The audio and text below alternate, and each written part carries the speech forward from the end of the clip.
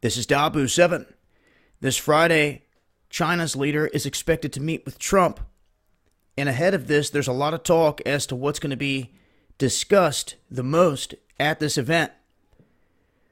Well, when it comes to North Korea, which seems to be at the top of the topics, there's always saber rattling. There always has been, with them testing everything that they've been doing and with the U.S. mounting up in South Korea. I want it to be understood that South Korea has a very capable system at this point in detecting anything that is launched out of North Korea. The thing is they don't know if these things have satellites or warheads on them, and they have to distinguish that quickly to be able to counteract it. Now, one of the main bases that they think will be struck first in South Korea is heavily fortified. It is surrounded by Patriot missile systems. And there's been more and more talk and movement in this area about a strike and responding to a strike. And I do believe there was just a piece put out through the mainstream that had Lester Holt in it. And the repeated theme was, we are ready to fight at any given moment. We are ready to fight tonight. Now, there's a reason they're ticker taping this stuff out there. Because I believe there's going to be some big time moves made in North Korea. I've always said it. You're going to see a mushroom cloud rise off that peninsula. And right now we have a 4-star general saying that it's coming down to nothing but military strikes.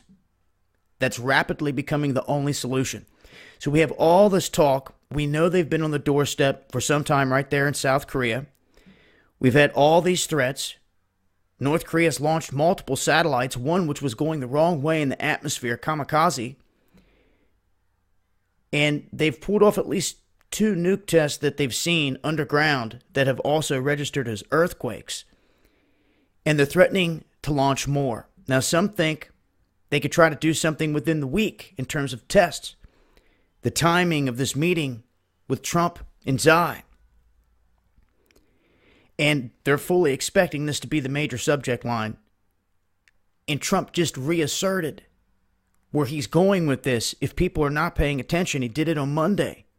He said that the U.S. is prepared to go at it alone in order to solve North Korea. So what they're talking about are preemptive strikes against launch facilities, underground nuclear sites, artillery, rocket response forces, and regime leadership targets.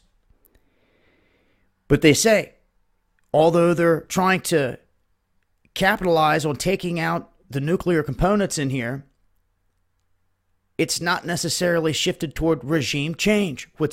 It makes no sense to me.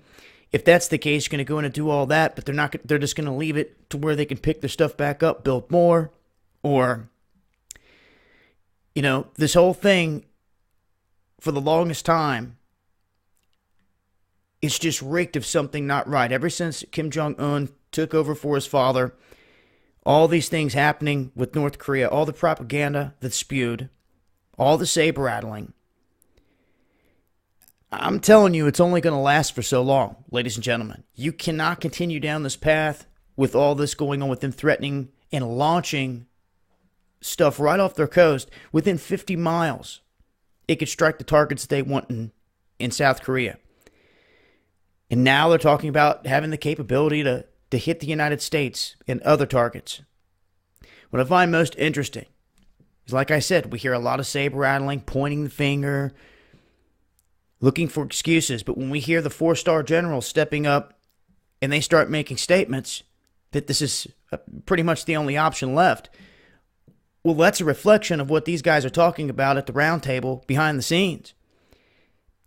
They are definitely building up. And like I said, what they're promoting through what Lester had pushed out in that piece, they're showing that they're on deck, ready to rock at a moment's notice, ready to go to war. So they're there. They're mounted up. They're all hands on deck. And now they're talking about preemptive strikes. So you have to keep in mind this, guys.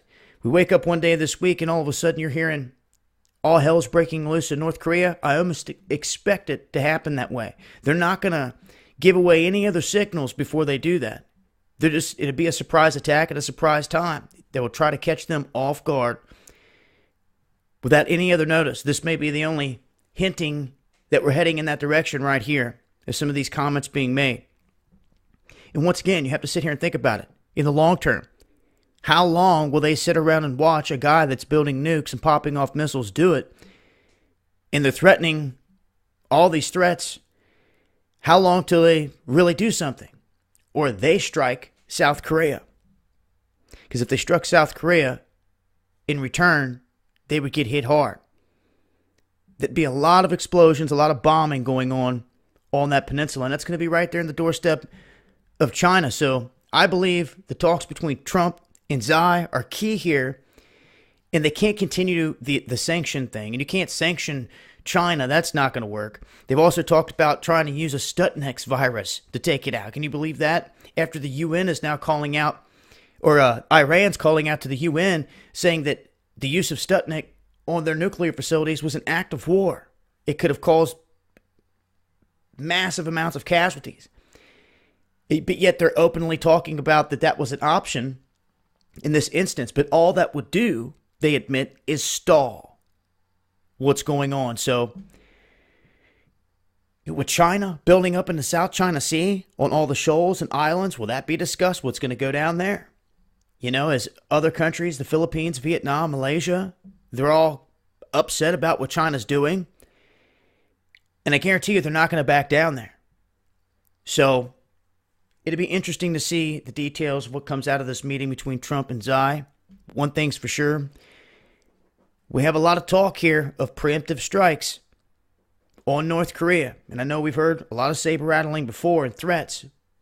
But boy, they're mounted up this time. They're on the doorstep. And when they're saying that this is the only option, wow. That's the only option it seems like that they're considering. Time's ticking. And I have a funny feeling it's going to happen sooner than later. But I will continue to update on this as I hear more.